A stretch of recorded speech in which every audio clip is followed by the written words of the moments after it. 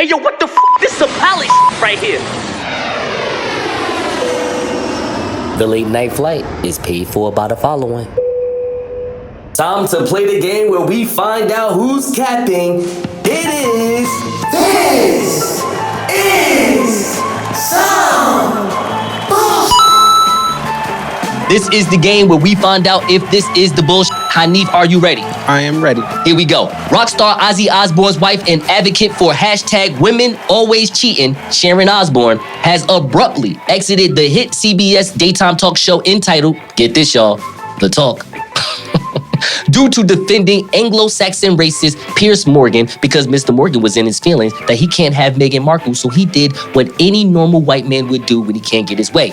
Uses a racial slur. Hanif, I ask you, is this the bullshit that two British people just help you realize who started this racial colonizing shit? Definitely some bullshit. Okay, former President Barack Obama praised Major League Baseball's decision to move its All-Star game out of Atlanta in response to Georgia's new sweeping election law that imposes significant new obstacles to voting. ATL mayor and mayor of black women Keisha Bottoms told CNN that she don't like the MLB's decision because it takes money away from the city. However, she does like the decision. Hanif, I ask you, is it bullshit that Jim Crow not only sounds like a third baseman for the third baseman, I said third baseman. Is it bullshit, Hanif, that Jim Crow not only sounds like a third baseman for the Atlanta Braves, but is also headed for home plate in 2021? Sounds like white on white crime. And five-time WNBA star Angel McCoughtry was insulted by the gangster warrior himself, Draymond Green, because he believes that female athletes have only complained. Are you crazy? Have only complained about the pay gap and haven't taken any real meaningful action. Hanif, I ask you, is it bullshit that one who makes $22,246,956 this season wants to call somebody out who makes $187,750? Honey, you ain't gotta answer that shit. Draymond, what the f*** is wrong with you? That's some bullshit. Thank you. Bye-bye. It's a bunch of us. I'm a hand of colony. Hold on. Everybody on their mountain, everybody marching for a young nigga like me to get tsunami on it. I'ma get it, I'ma win it, baby. I'll be on my curry till I crash and bury 40 on the text. Yeah, I'm acting nerdy if it's at the Appalachian to the Appalachian. I'ma do whatever that they take to make up like a nation. Hold on. And now, here are your pilots, the informative Hanif Sowell and the greatest Henny Badger who has ever lived, Nassour Nuru. Lieutenant Richard Zimmerman. And we're going to get to the Zimmerman part in a second, a little later, of the Minneapolis Police Department said that Officer Chauvin's, short for chauvinist. Did you know that? I don't know that. I didn't know that. I just made that one up. Went real good though. Right. How about that? He said that Officer Chauvin's use of force was totally unnecessary. All right? And I want to fast forward you to my man Donald Williams, who was the security guard and also a semi-MMA person. Oh, wow. So he knows chokeholds, whether it's rear naked, a normal standard chokehold. He know how to tap you out, basically. He over here doing Kurt Angle, Daniel Cormier type stuff, right? So they have him as a witness because he witnessed what was going on. He talked about how he had to do a swim move on Officer Tao so he can basically back up because he said he was remained calm and professional at all times because that's his job. As a security guard, your job is to observe, report, basically be humane, talk people down, babysit for the most part because you don't have no gun. Right. So you have to be someone that is just like, your chi got to be high. Right. Your chi got to be high just to make other people's cheese high like yours in that moment of time. Right. Because there's a moment of peril. Somebody in 8 minutes and 46 seconds is about to die. Word. Okay? So I found it funny that this attorney that was trying to do the cross-examination on Donald Williams was using his quote-unquote wrestling as a way to say, well, did Officer Chauvin really put him in a chokehold that would consider George Floyd's life in peril instead of just being, someone resisting arrest? And they was over here, even the judge was like, yo, my man, hold on 1 second. Put the mic, hey, yo, The way you answer that, you're not a doctor, so you can say whatever you want, but don't say it. And for me, for Donald Williams, who handled himself very well, in my opinion, I found it funny that even in life, even in 2021, in order for us to overcome, we have to be coached by 3 white people. Right. That's crazy. Like, this is silly. You know what I mean? Someone that has to observe and report got talked to in a way where, oh, wait, you said that you called them all bums? And you said that it was, I'm sorry, Smarts, I have to curse this stuff out. They were mother. Like, that was the district attorney asking Donald Williams, did you say these things? And he like, well, I did. Don't worry, y'all. Y'all gonna hear the video with this. I'm gonna play that on his show. But I found this guy to be my MVP of at least day 2 of the trial. Right. He handled himself very well. And I'm just very, very shook. I ain't gonna lie, because this Zimmerman thing, let's say, and I don't wanna just put this bad vibe out here, but let's just say Officer Chauvin gets off. Is it the first time? Because we saw a non-police officer in Zimmerman. How about that? Got off. How about that? In cold blood. Yeah. What say you to any of this, my man? So I want to say, like, I've been purposely trying to avoid watching the trial. I caught it when I was in the barbershop last week because they were watching, and then everywhere you go, people are tuned into this trial. And some of the things that stood out to me was that they actually have like a full-on production. My barber was watching it on Headline News, and they were like, showing video clips of, the incident. They were showing pictures of George Floyd deceased in the ambulance. They were interviewing one of the EMTs that showed up. And, just getting a description of trying to determine whether he was actually dead on arrival or did he die later on in the hospital, right? But the thing that stood out to me, and the reason why I've been avoiding it, and one thing I want to kind of, put out there to people, is that you being tuned in, you're becoming emotionally invested in this trial and everything that's going on. I've seen people having arguments about some of the testimonies. I've seen people just getting riled up, just feeling like this thing isn't going to go our way. And if it doesn't go our way, there's going to be a repeat of last summer. There's going to be people in the streets. There's going to be violence, riots, and all of these things.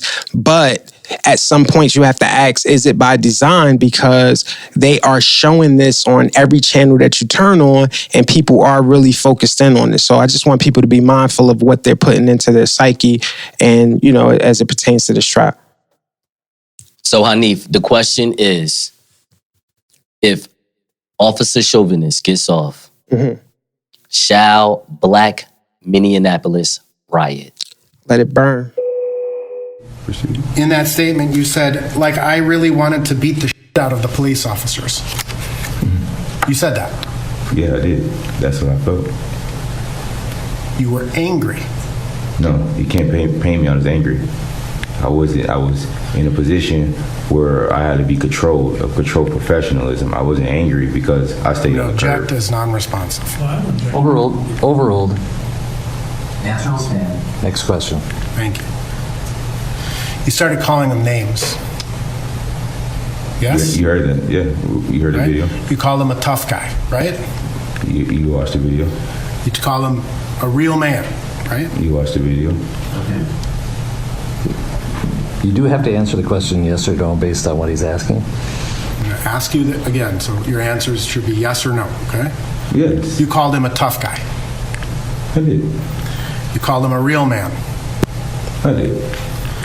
You called him such a man. I did. You called him bogus. I did. You called him a bum at least 13 times. That's what you counted in the video? That's what I counted. And that's what you got, 13. And that was early on, right? Those terms grew more and more angry. Would you agree with that? They grew more and more pleading for life. All right. After you called him a bum 13 times, you called him a bum. That's what you heard? Did you say that? Is that what you heard? I'm asking you, sir. I'm pretty Did sure you I say did. that? You heard that. I'm pretty sure you did. You call him a If that's what you heard, I'm sure that's what I'm I did. asking you, did you say that? If that's what the video recorded, so I did. You called him a If that's a video you heard from the video? It's a yes or no, sir. If that's what was heard in the video, yes, I did. And at one point, you said that Officer Tao pushed you. That's correct. He didn't. He put his hand in my chest, is what I said. And you observed Officer Tao push someone else, right? Or feel like he pushed someone else? I didn't let him touch anyone else. Do you recall saying, "I dare you to touch me like that. I swear I'll slap the out of both of you"? Yeah, I did. Hey, yo, what the This is some poly right here. Why can't I differentiate Michael Rapaport from his character Remy on Higher Learning? If you've seen in the news, there's some controversy happening with Brooklyn Nets player Kevin Durant. He and actor Michael Rapaport had a back and forth in a private Instagram DM conversation where Kevin Durant was saying some, let's say, unflattering things to Michael Rapaport in response to Michael Rapaport commenting on how Kevin Durant was acting in an interview. I want to start this off by saying that I ain't with Michael Rapaport since he shot Tyra Banks in Higher Learning. And I know it's a movie, but he played that character too well. He said too well, flowed off his tongue. And I know Michael Rapaport is one of those, he hangs out with a lot of rappers. He talks the talk. He's from New York. So he's one of them white people that we typically would invite to the cookout. But nah, he still has that Aryan. I see him with a bald head and a swastika every time that I look at him. So with that being said, I feel like it was corny for him to publicize those tweets. I do think that Kevin Durant was right, and pardon me, smart, in calling him a guzzling sucker. So I felt like it's just banter. Like when you think about sports, if you've ever played any sports, there's talk that goes along with it. And clearly they had a rapport where they kind of talked to each other like that. And Kevin Durant was just getting some frustration off his chest. But to ultimately publicize that, and then now Kevin Durant is going to get a $50,000 fine from the NBA and he had to apologize and all of that. I don't like Michael Rapaport, and I never have, so. Okay. Let me handle this for you. All right, I have things I want to say. First of all, Michael Rapaport has to be a decent actor if a Jewish person can wear a swastika.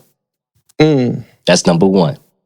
Now, after that, I'm not saving him no more. Okay, I'm just giving him that one for you, all right? Just that one. Right. I can understand you still don't like him. I'm just letting you know. Jewish writer, actor, played a Nazi. You're welcome. All right, so check me out. So, Hanif is a texter. I am a talker. This is a weird show, right? Check me out. This is where, for me, as a human being, I'm very shook to post things, text things out to people. We was actually talking about, how about that? Deshaun Watson a couple of weeks ago, right? When you was like, yo, if I'm Deshaun Watson, I was going to actually play the clip, but the clip is not as funny as me about to do it. Like, you know what I'm saying? Not like do your voice, but I'm just saying with the energy, you was like, yo, man, if I was Deshaun Watson, I would just DM women and da-da-da. And I was like, hold on, I wouldn't do that. Right. This is why I'm saying that, because, see, there's a big difference between documentation and evidence. Okay. You can text whatever, but you don't know what type of people you're dealing with. Yeah. Some women, even though they be like, yeah, I definitely would do X, Y, and Z with you, Deshaun, but they're going to have that as evidence. Right. Look, he called me baby and da-da-da-da-da-da-da-da. Right. And they'll use that against you. It's evidence. So in this case, Michael Rapaport did that. So I want to show America the loophole of life. Now, before I say this, it's a full disclaimer. This is just a scenario, okay? This is a scenario with an anti-gay slur and an anti-Semitic slur. I'm not going to say the slur. I'm just saying what you can do in public without having to deal with any of this.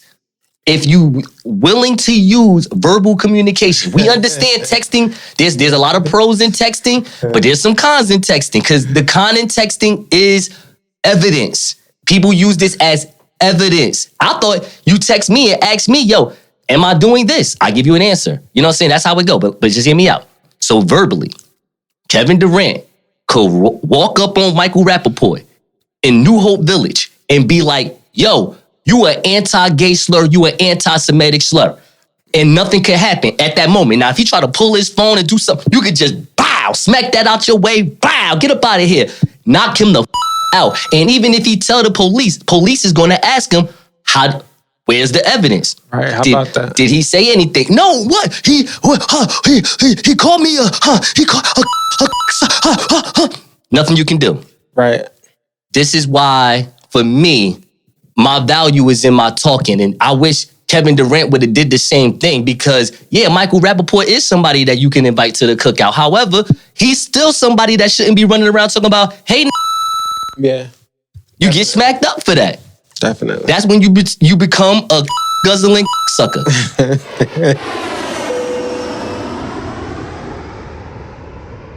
Kyrie bought a house for George Floyd's family. Is he better than LeBron? So we've talked about Kyrie Irving on this podcast before, right? We've talked about LeBron James. We've talked about some of the antics that's off the court that Kyrie participated in and Kyrie becoming quote unquote woke. I know you don't like that word, but so Kyrie is, recently purchased a home for George Floyd's family as his way of giving back and, just trying to support the family and all that they're going through and the trial that's happening and everything like that. So he bought him a nice home. And the question that I was asking, and I was being a little facetious, but does that make him better than LeBron? Because LeBron is a social justice warrior. And now Kyrie is doing things for the community as well. But is he better than LeBron James in him doing that? Okay. First of all, I would like for you to at least compare Kyrie Irving to other basketball players. How about Steph Curry? What about James Harden? Maybe even Kevin Durant. They do social justice things too. What about Russell Westbrook? Russell Westbrook, he out here doing things. What about Devin Booker? Yeah. What about Chris Paul? Chris Paul has State Farm commercials. Come on, LeBron. LeBron's the GOAT. I get it. Somebody went to the finals 11 times, won 4. The other one went to the finals 3 times, won 1 because of the person that went to the finals 11 times. Now, let's go into the off the court things, okay? So, someone has a school. Someone does not, okay? Someone has Uncle Drew. Someone is starring in Space Jam and has a production company where Surviving Remorse was on Stars for 5 seasons, okay? And a barbershop type of crap that was on HBO, okay? Also, Kyrie has sneakers. LeBron has LeBrons. Oh, and then on top of that, I don't know what Kyrie best friend doing, but what is Rich Paul, LeBron James' best friend doing? Oh, being the president of a sport agency, which makes LeBron the shadow president of that sports agency. Come on, man. Who's better, bro? Who's better? So there's no comparison, but yeah, I felt like no. He bought a house for George Floyd. That's what's up. I mean, that's like somebody coming to me and was like, "Yo, look, I know you did this, and that, but yo, here's the table." All right. And I feel like if Kyrie came in there talking about but I bought George Floyd a house, I'm like, LeBron probably like, well, about time. Right. Do something. Yeah. I'm changing lives out here. Definitely. I mean, why you ain't changing somebody's life from New Jersey? Them Jersey heads gonna know about what you just did, right? Somebody said that. Somebody, I mentioned this too, was saying that he probably has family members that could use a house. Burn that sage. There you have it, folks. Burn that sage, dog. Hey, yo, what the f***? This is a palace right here. Oh, my birthday is on 4/20, by the way. So that's probably why I'm partial. I don't even smoke weed, though. Now that weed is legal, should we all be half-baked? Did you ever see the back of a $20 bill, man? No, I don't know, yo. Did you ever see the back of a $20 bill on weed? Oh, there's some weird in there, man. There's a dude sitting in the bushes, man. Does he have a gun? I don't know, man. I don't know. What? Red team go. Red team go. It's just some weird man. Man, you crazy, yo. No, it's cool. Thanks, man. Hey, yo, wait. dude, I'm gonna check out the stars later. It's really trippy. Especially on weed, man. Okay, so New York is one of the states that recently legalized recreational marijuana. If you realize, last month New Jersey legalized it. So I believe the total is now 15 states in the U.S. who are legal for recreational use of marijuana. And I wanted to talk about this because I had some people who had questions about the legalization. Like somebody I was talking to yesterday mentioned that they think that it's okay to walk around with a pound of weed. They said that, oh yeah, I think they let you walk around with up to a pound. I'm like, what? If you walking around with a pound of weed, you are a drug trafficker. I just want people to be aware of that. My cousin asked me yesterday if it was now okay for him to smoke and drive. I said, no, I can't drink Henny and drive. You can't smoke and drive. That would be considered a DUI. So I just want all of us to be careful in understanding what legalization of marijuana means. Yes, you can recreationally use marijuana. You can purchase it. You cannot sell it unless you are licensed to do so.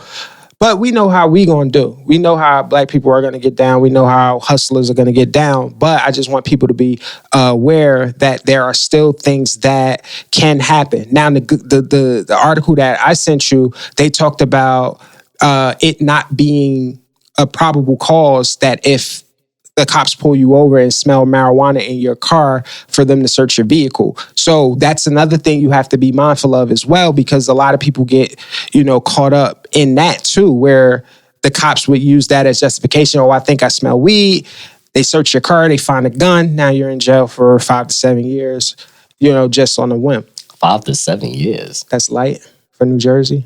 No, I mean, you probably doing 1 to 3 months. What are you talking about? For a gun?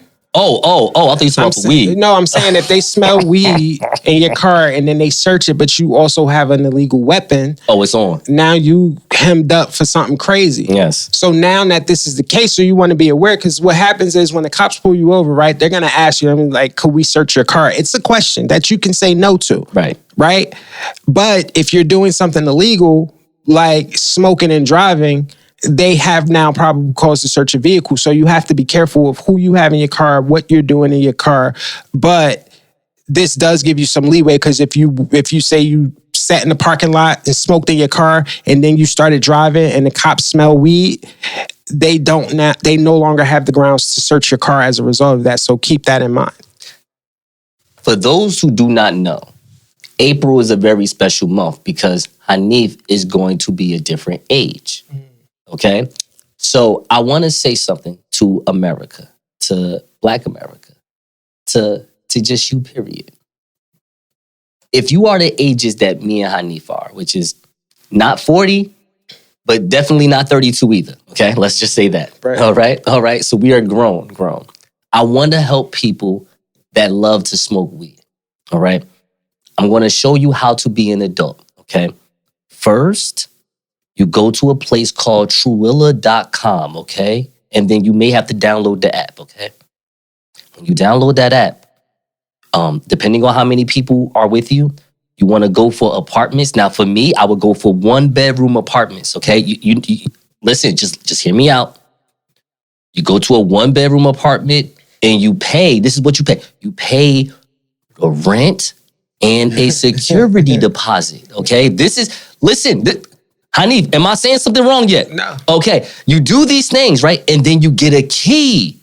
Maybe from a Jewish person, maybe from an African, whoever runs the property, right? And then you walk into the apartment, right? And then you close the door and you recognize that you can smoke the weed in your mother house, yeah? Oh, stop doing that, yo. Stop smoking in the mother car, yo. Just cut the As a person, yo, I got locked up in, what's the name of that town? Not Lakewood. It's a small town. It's called Fanwood, New Jersey. Okay. Fanwood, New Jersey. I already paid all my fines off. I can say what the I want. $2,000 worth of fines for 2 dime bags of weed. 2. That's crazy. That's $20 worth of weed driving to Plainfield, New Jersey to go see some Haitian woman, okay? This is definitely 2008. This is the Monte Carlo days, okay? The first one, part one, okay? Right. I get pulled over, and let me tell you something. I must have been the bravest black young man that moment, because they asked me like, yo, you got weed in the car? I'm like, listen, my eyes red as a mother. Like, listen, yeah. I'm like, yeah, ain't that much though. That's exactly what I said. He said, well, what are you talking about? I said, man, listen, I got 2 bags and that's it. And I'm trying to get home. It's like 4 a.m. Right. Well, why you leave the house? Yo, because me and the Haitian woman had an argument and she started talking in her words and I don't know what that meant. It could have meant vous and do. I left. Oh, wow. So, I mean, I'm making jokes trying to see if he gonna laugh and whatever. And he kind of giggled, but I still got to get out the car. But you got pulled over. I got pulled over, dog. That was her voodoo. That was crazy. So, get an apartment, ladies and gentlemen. RPM, they got a pre-application, you know what I'm saying? You could just, fill that stuff out, you know what I'm saying? Get your own place, smoke your weed in the house. If you would like to be a guest on the Late Night Flight, hit me in my Facebook DM at Hanif Sowell or email us at thelatenightflight@gmail.com. Should we move to Texas because Elon Musk said so? What's the interesting part? I'm with you. I'm trying to figure this out with Elon Musk. I guess, like, yo, in my mind, right? If there's a way that Tesla is one of those companies, like, because before there were labor unions, before there were like the work structure that we have today, JP Morgan, some of like those rich oil tycoons back in the day used to have companies where you worked for the company, they provided your housing, they provided, you could buy groceries from the company. It was like a one-stop shop. You worked, maybe 60 hours a week and you had somewhere to live, you had food, it was like a sort of a high-end peonage where it's like you're not necessarily getting the highest salary, but all of your basic needs are met. Right. And it feels like this is kind of sort of the thing that Elon Musk is doing where he's encouraging people to come and, live in the specific town, in the specific area that's going to be all Tesla and you're going to have your needs met, but you have to ask yourself, what is the trade-off in that? You watch Netflix, correct? I do. Have you watched Wild Wild Country? I have not. You still haven't watched that? I haven't. You know what I'm talking about though, right? No, I'm not familiar with Okay, so Wild Wild Country, I'm going to give you something super quick. Like, this is Nick Notes. That's not even Cliff Notes in this mother. You know what I'm saying? But no, for real. So it's a Indian brother. I forgot his name. That's what I'm saying. I got to give you something real quick. This dude, I don't know how he got his money. I don't know where he get money from, but he had the money to fly from India to Oregon in the United States, find some land, bought the land, created a community. Elon Musk is doing the same thing, huh? And it's a Tesla community. Right. So this is some new type of wild, wild country. This is some auto country thing going on where through the making of Tesla, you're going to get to create a new life, a new unincorporated community. I think that's the term that they use with these cities nowadays. Right. And they're going to get their own post office. I mean, because it's Elon Musk, so it ain't going to be just any other post office. It's going to be like some robotic dog just handing you mail. It's going to be a whole nother town. The Jetsons. Yes. It's intriguing in a way, but then it's also like, people like their autonomy. People like to be able to make their own decisions. And it's like, yo, if you get fired for showing the blade or whatever the rules are, like, you're out. You're out completely. Got to move out of the state. The thing is, do you like your rich tycoons to be more like Warren Buffett, where he seemed just small and pleasant and nice? Or do you want the Lex Luthors? Because Elon Musk and Bill Gates is a very geeky version of Lex Luthor. Right. And Elon Musk looked like he has Lex Luthor on top of his bed. Like that's his mounting painting right there. Like, Definitely. you know what I mean? That's how I look at Elon Musk. He's an evil genius that just hasn't been exposed as evil yet. Right. And he understands his influence because he moves the market with tweets. And he knows that he can do it, and he strategically does it. And it's interesting to see the impact that he's going to have on the world. Quick question though on this. It's slightly related because remember you were saying we talked in the past about when Teslas they're gonna start doing the autonomous vehicles, and I was so like, yo, yeah, hell yeah, I ride in the Uber that don't have a driver. I was cool with that. So I've been seeing Teslas. When I went to Florida last week, I saw like everybody had a Tesla. Then when I come back, I'm seeing Tesla.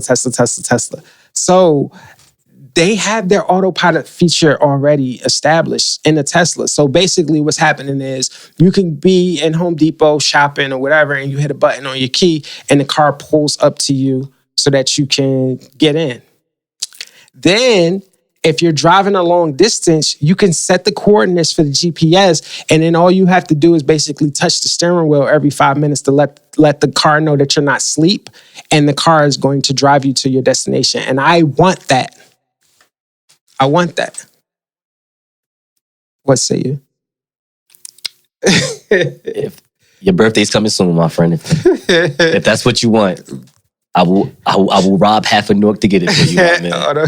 If that's what you want, you want an autopilot Tesla? Well, God, my friend, you're gonna get an autopilot Tesla. All right. I don't want you to have anything that you don't want, but as a friend, though, I would try to like not get you that though. Like, what you think is it? Like you scared that like it'll just do what it want at some point? So, what's the guy that was a paraplegic that died? Stephen Hawkins, right? Stephen Hawkins said this was on HBO. This was on Last Week Tonight with John Oliver. He had an interview with him, and they asked him, "Do you think computers could rule the world? Artificial intelligence can rule the world?" He said, there was this joke where they found that when they first made the computer and they got the computer to basically talk through their texting, through the code and embed whatever, the scientists asked the computers, the technology people, they asked the computer, can you speak? And it said yes. Could you answer any question? The computer said yes. So then the computer asked them, is there a God? And then the human said, no. The computer found some energetic way to strap itself on the plug so it can never get out. And then said, there is one now. Really? Interesting. So yeah, my friend. That's crazy. I would not buy you that. I just want to let you know. That's crazy. You know what I mean? So that's how I look at it. You know what I mean? It's like, right. Yo, you giving something that you don't really know. Too much control. Yeah, you can't do that. Yeah. Like that. That's the only reason why I understand when zoologists be like, oh nah, if that giraffe or if that lion or if that gorilla do some crazy stuff to a child, we have no other choice but to take it out because we have to show that control as top of the food chain, period. Right. And animals see that shit. It ain't like the snakes and the beavers is like, hey, yo, you saw what Hanif just did to that gorilla? Hey, yo, nah, see, these motherfuckers playing, yo. Well, you better shape up, motherfucker. About to come over here next. Oh, nah. Hanif, yo, my man. Hey, what's up, man? How you doing? You got to keep yourself in control. You know what I mean? So, I'm not into that. I see. I'd rather yell at a Uber driver that don't speak my language. I don't look, no disrespect. It's just like, listen, no, make the left turn. Right. I'd rather have that than something autonomous. Talking about, no, left turn. Like, no, they gonna lock you in the car and be like, listen, you going where I want you to go. Mm-hmm. I got you. Like, oh. All right, I just won't use that feature in the car. Hey, yo, what the f***? This is a palace right here. Did DMX put out 2 classics in 1 year? So yeah, that begged the question for us earlier in comparing those 2 albums, because DMX did something phenomenal where I stated that he released 2 classic albums in 1 year.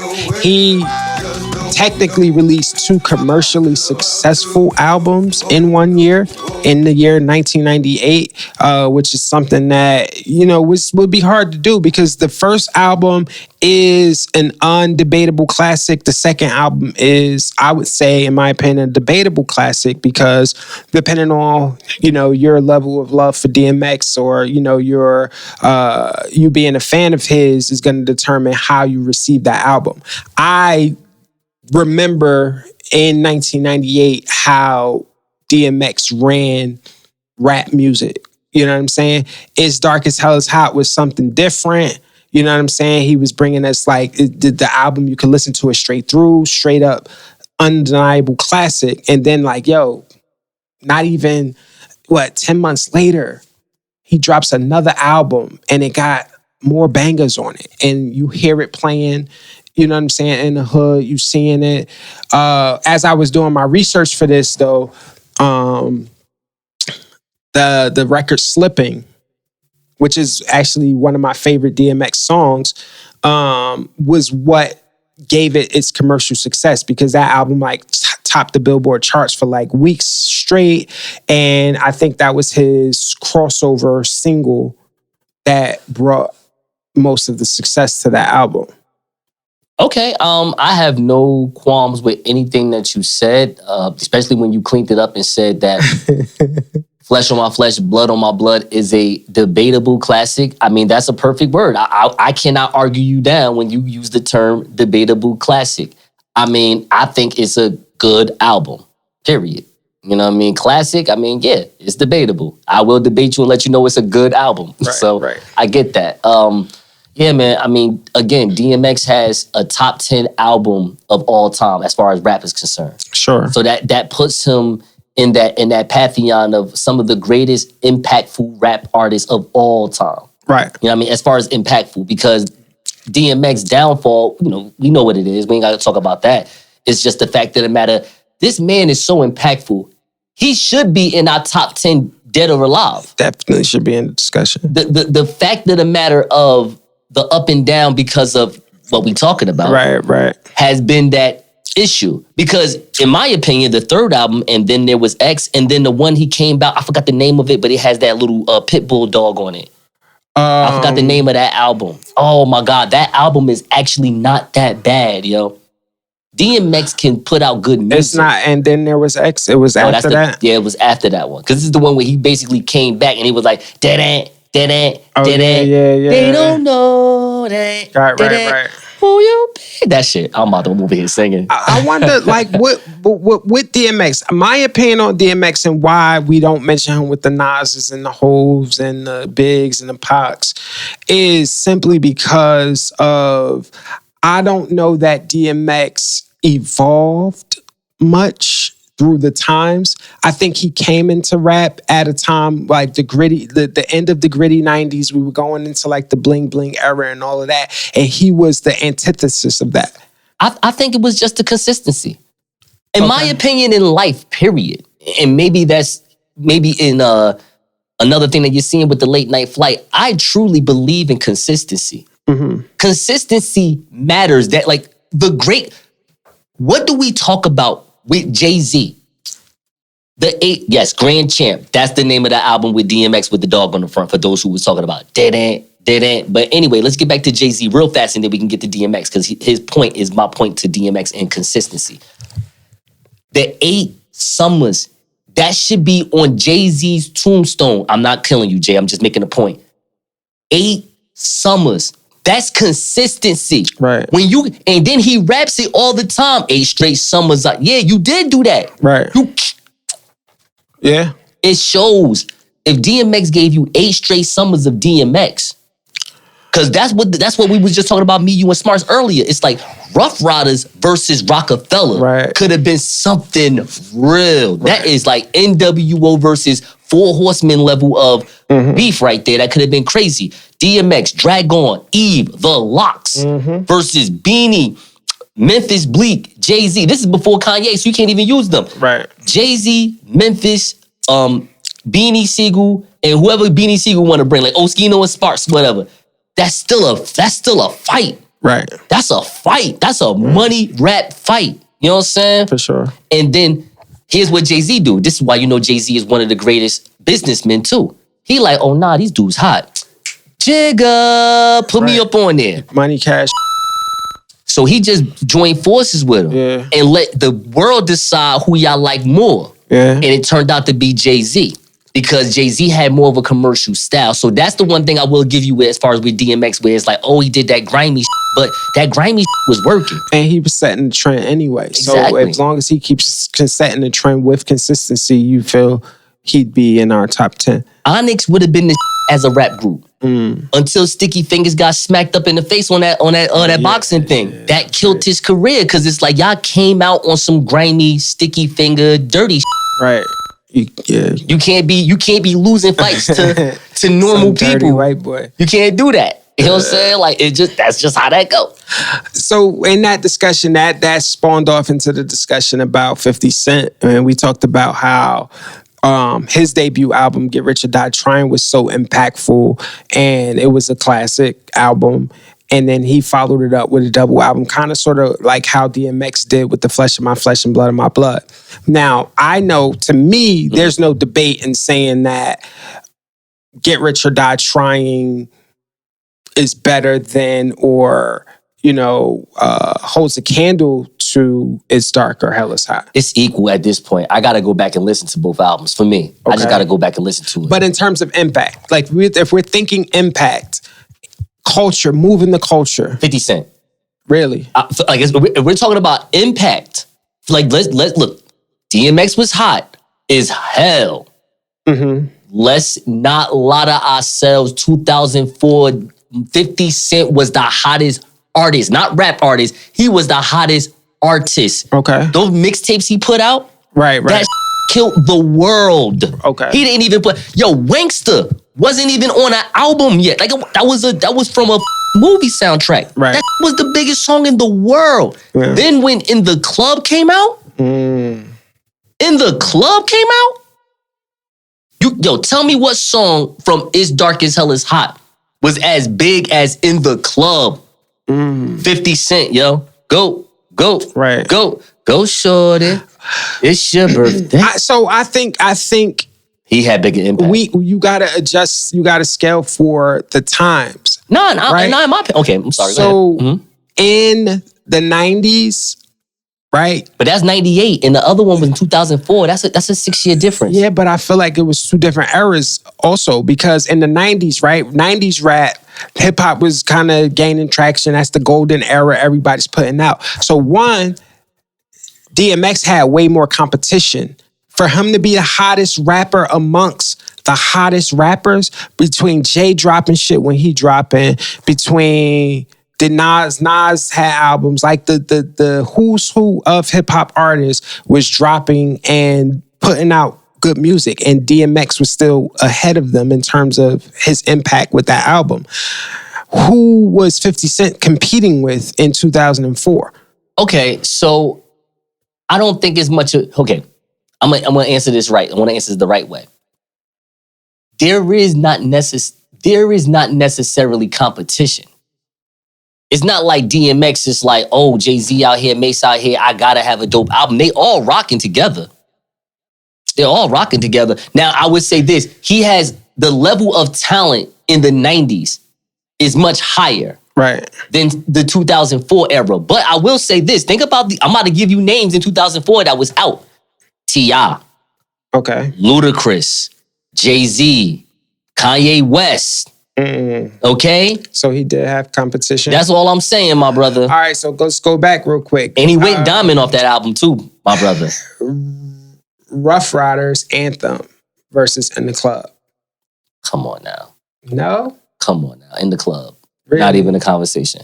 In the Club. That clear. Don't get me wrong. Rough Riders Anthem is the stop, drop, shut them down, open up shop. Like, you couldn't go nowhere and not hear. Well, I know you couldn't go nowhere and not hear In the Club either. But that's all I'm trying to say, man. Like, you know what I'm saying? Well, I guess if we had to pick a song to rival it, is that the closest thing? That is hands down. I give you that. You did that with no hesitation. Okay. I give you that. I'll give you that. Because I ain't gonna lie. Once you hit this thing right here, you ready. Ready. You be doing exercise in it. They call me, I love the remix. They call me Drag On. That was that yeah. That's the treadmill right there. But yeah, I mean, I think 50 Cent, as far as the album is concerned, was more impactful.